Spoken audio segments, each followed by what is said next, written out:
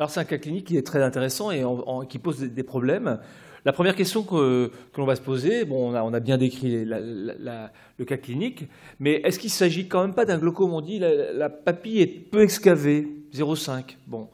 Mais depuis quand et pourquoi la pression est élevée? On ne sait pas vraiment. La PiO est-elle toujours élevée et est-ce que ça a un rôle sur l'évolution et la survenue d'un glaucome? Et à quoi vont servir la gonioscopie et éventuellement l'imagerie? Première des questions, qui n'est pas directement liée à l'hypertonie oculaire, mais qui est liée à l'examen de la papille, est-ce qu'il s'agit d'un glaucome? Dans l'observation, il semble que non, mais on sait que l'évaluation d'une papille optique d'un patient qui a une uvéite est difficile à cause du flou vitréen, de l'œdème papillaire, de l'œdème des fibres, de l'éventuelle présence d'un foyer juxtapapillaire qui va modifier la mesure.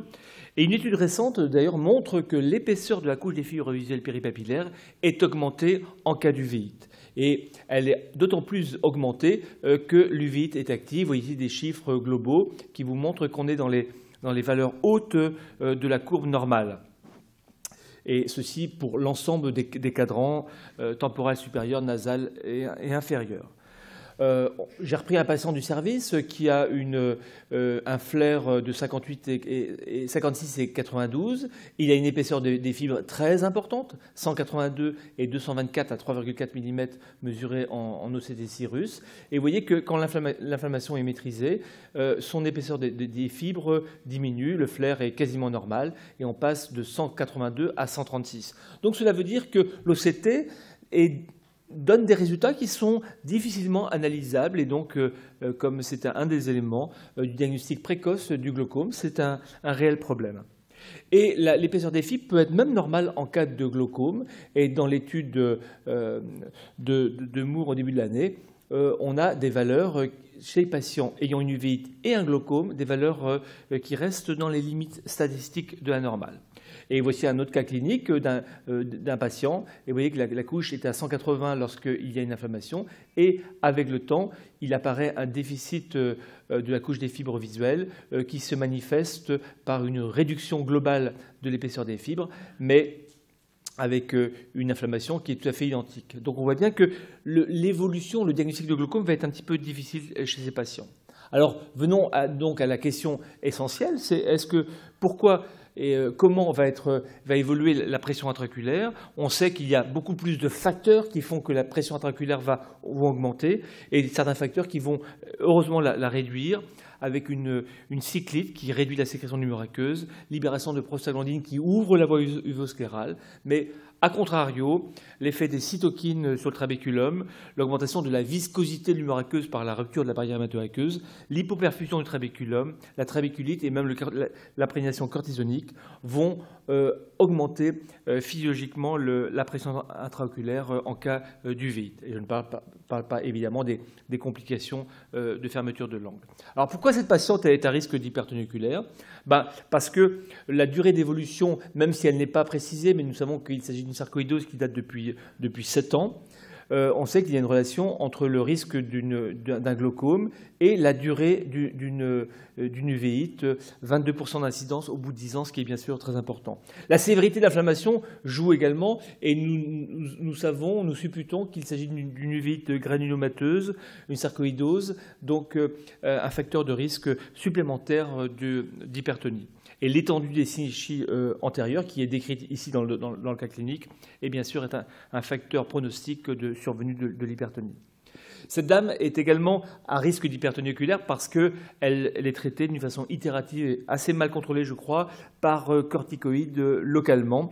Et on sait que chez un patient normal, il y a une augmentation déjà physiologique de 6 mm de mercure chez 20% des patients et plus de 15 mm de mercure chez 4 à 6% des patients en corticoïdes topiques et pas en intravitréen, je précise. Voici le descriptif de son angle iridocornéen. Et on dit qu'environ un quart de la circonférence angulaire est touchée à gauche et normale à droite.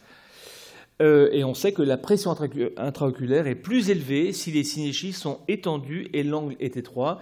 Et vous voyez ici la relation entre le nombre de fermetures angulaires par cadran horaire et la pression intraoculaire diurne. Et on voit bien qu'il y a une relation tout à fait nette. On sait que les fluctuations seront également plus importantes si les synéchies sont étendues. Donc voilà la raison pour laquelle la pression intraculaire est élevée chez cette patiente. Dans le bilan, on fera évidemment une gonioscopie très précise, car c'est ça qui va nous donner le diagnostic nosologique de l'hypertonie oculaire en cas d'uvéite. Et on s'acharnera à regarder l'ouverture angulaire, parfois difficile du fait de la libération de pigments, de cellules qui viennent coloniser l'angle iridocornéen. On se repérera à l'éperon scléral qui nous donne la définition d'un angle iridocornéen fonctionnel et ouvert.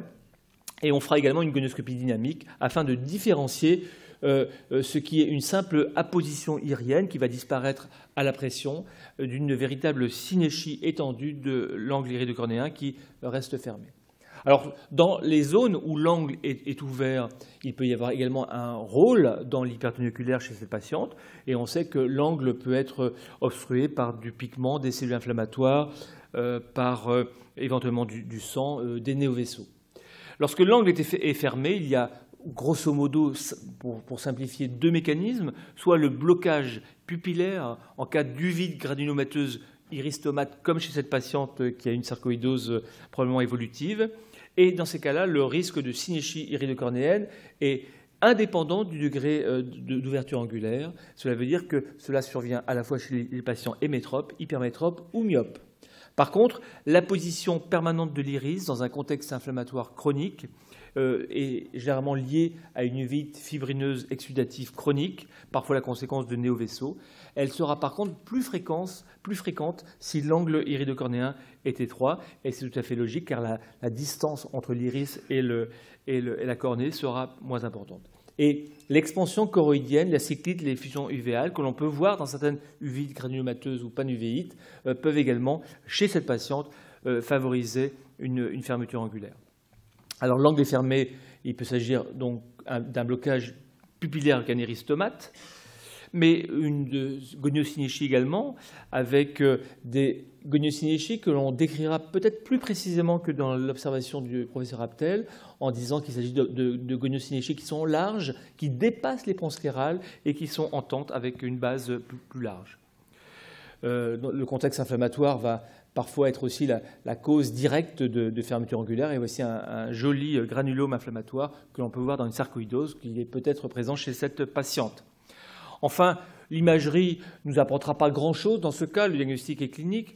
Peut-être on pourra mieux mapper l'angle iridocornéen comme sur ces images de goniosynéchie, mais l'imagerie reste un élément encore paramédical dans cette évaluation. Donc en conclusion, je dirais que l'hypertonie oculaire est évidemment une complication fréquente des uvites, qu'elle soit chronique ou aiguë. Chez cette patiente, c'est le cas. Il faut bien connaître les mécanismes en jeu qui vont réguler la pression intraculaire vers le haut ou vers le bas. L'importance de la gonioscopie, évidemment, c'est ça qui vous fera le diagnostic précis de l'hypertonie. Ne pas négliger le glaucome cortisonique chez cette patiente qui est traitée d'une façon un petit peu sauvage. Et le traitement à long terme est bien sûr difficile. Et je laisse maintenant la parole à Yves Lashkar qui va traiter cette situation un peu délicate. Et je vous remercie.